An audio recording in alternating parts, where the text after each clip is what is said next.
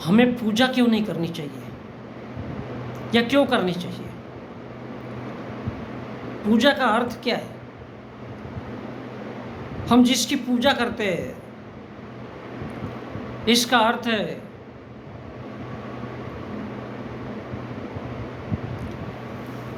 हम जिसकी पूजा करते हैं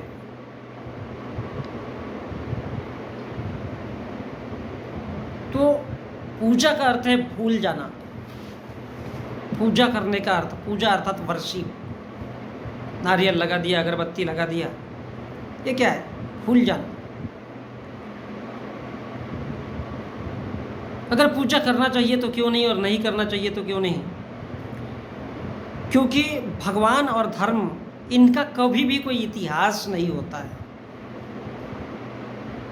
ना तो भगवान का कोई इतिहास होता है और ना ही किसी भी धर्म का इतिहास होता है। ये तो उन लोगों के द्वारा मनगढ़ंत कहानियां बना दी गई है। अब वो धर्म कोई भी, उनमें इतिहास नहीं होता, उनमें तार्किकता नहीं होती, चाहे वो धर्म हो या फिर भगवान हो। और इसलिए उसमें काल्पनिक कहानियों के माध्यम से रोमांचक, जिस प्रकार शेर की लड़ाई की कहानी हम बड़ा चाव से सुनते हैं कि शेर ऐसा पंजा मारता है, वैसा मारता है, उसी प्रकार इसी तरह से धर्म में भी यही होता है। उसकी नींव रखी जाती है कहानियों के माध्यम से। यदि भगवान और धर्म इनको जितना ज़्यादा पढ़ते रहेंगे उतने ही हम ज़्यादा कहानियों में उलझते रहेंगे, रोमांच हमारे अंदर जागेगा। क्योंकि कहानी का जो आधार होता है वो रोमांच और मनोरंजन होता है, इसके अलावा कुछ भी नहीं होता। इसके विपरीत जब हम देखते हैं यदि धर्म और भगवान को छोड़ दिया जाए तो सोच, हमारे अंदर में एक सोच तैयार होती है, विचार तैयार होते हैं और ये क्रांति की तरफ लेके जाते हैं और ये क्रांति आंदोलन को जन्म देती है। क्योंकि उसमें तर्क होता है और विज्ञान होता है, उसमें इंसान से जुड़े बातों के लिए या उसके जुड़े हितों के लिए, उससे जुड़े, इंसान से जुड़े महत्वपूर्ण उसके जीवन के पहलुओं के बारे में पूरी तरह से अध्ययन होता है और उसमें इंसान के लिए क्या होना चाहिए और नहीं होना चाहिए, उसमें ये आवश्यकता छुपी हुई है।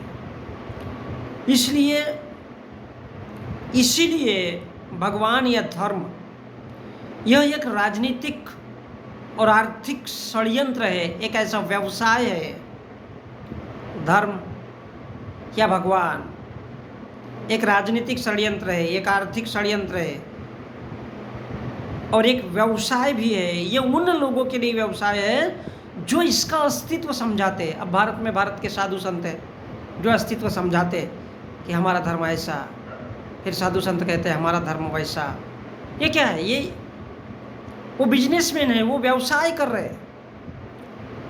वो चाहते हैं कि पूरा का पूरा अर्थ यानी रुपया उनके जेब में जाता रहे और उनकी राजनीति भी बरकरार रहे, ताकि वो जो भी बोले लोग उन पर विश्वास कर सके, क्योंकि कहानियों के अलावा तो कुछ होता है नहीं। लेकिन जब हमारे अंदर विचार आते हैं, सोच आती है, जब हम सोचने लगते हैं तो ये हमारे अंदर लगातार उत्पन्न होते रहती है और ये विचारों को जन्म देती है और ये क्रांति, और फिर क्रांति से आंदोलन खड़ा होता है और आंदोलन से बहुत बड़ा बदलाव। लेकिन धर्म हो या भगवान हो, ये कभी भी बदलाव होना नहीं चाहिए, उसके प्रतीक है, होने नहीं देंगे। आप नहीं सोच पाओगे बाहर के बारे में। इसलिए भगवान या धर्म पर तार्किकता का प्रतिबंध होता है। अब तार्किकता का मतलब क्या है? नहीं भैया, भगवान ने हमने जो बोल दिया, मूर्ति रख लिया, उस पर आप सवाल नहीं खड़े कर सकते, आपको अधिकार नहीं है। और वो अधिकार इसलिए नहीं है क्योंकि ये बातें ही झूठी है, और जो झूठ बातें होगी जाहिर सी बात है उस पर कोई सवाल खड़ा नहीं करना चाहिए, ऐसा बहुसंख्यक लोगों का मानना हो जाता है, क्योंकि सारे के सारे लोग एक ही विचार के होते हैं। और इसलिए भगवान या धर्म पर प्रतिबंध होता है कि उस पर विचार विमर्श नहीं किया जाए, उसके ऊपर तार्किकता से सोच नहीं सकते, नहीं सोचने दिया जाता। जिसका इन बातों का जो अस्तित्व समझाता है वो खुद भी किसी भी सूरत में उन बातों का आंसर दे ही नहीं सकता, क्योंकि तार्किकता और विज्ञान के कारण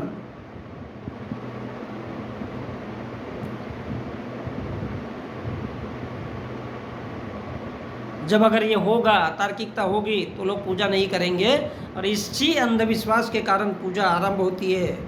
और पूजा का अर्थ है अंधा होकर के विश्वास कर लेना, अंधे बने रहो, मानो आपके आंखों पे पट्टियाँ बंधी हुई हो, आपको कुछ दिखाई नहीं दे रहा है। जब आपकी आंखों पे पट्टी बंधी रहेगी और आपको कुछ दिखाई नहीं देगा, तब क्या करोगे आप? किसी को भैया, किसी को दादा कहोगे और बोलोगे यार मेरे को रास्ता पार करा दो। सेम यही है, भगवान की भी बात यही होती है कि भैया मेरे को पैसा दिला दे, मेरे को गाड़ी दिला दे, मेरे को बंगला दिला दे। वो कहाँ से दिलाएगा? वो कहाँ से दिलाएगा भाई? वो कौन होता है? और यही बात समझाने वाला अगर कोई साधु संत हो, चाहे पादरी हो, चाहे मौलाना हो, अगर समझाता है तो लोगों को जल्दी समझ में आता है, क्योंकि हमने बचपन से उसको देखा है कि यही बात उसने समझाया है।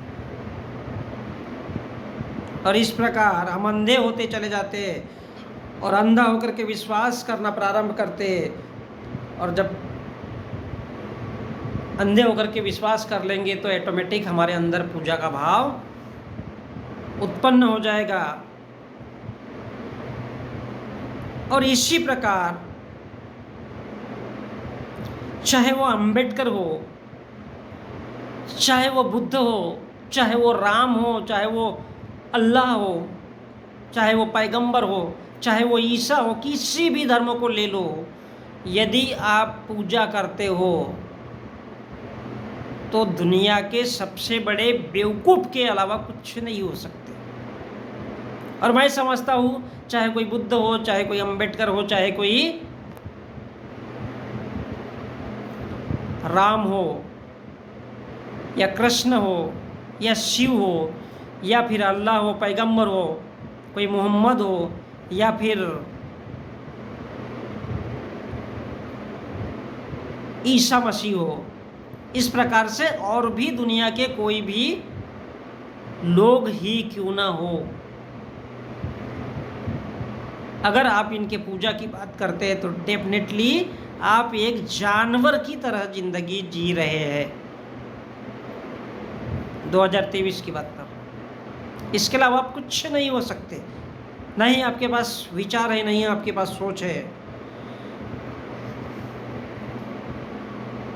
यदि आप इनकी पूजा करना चाहते हो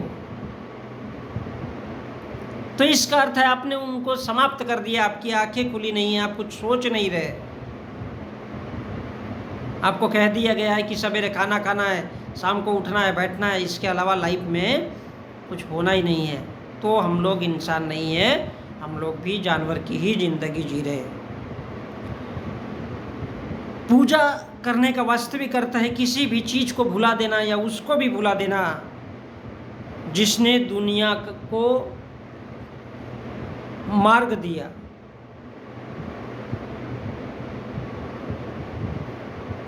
जिसने दुनिया को मार्ग दिया उस इंसान को भुला करके और दूसरे लोगों को उसमें गुमराह करके अपने साथ खड़े कर देना।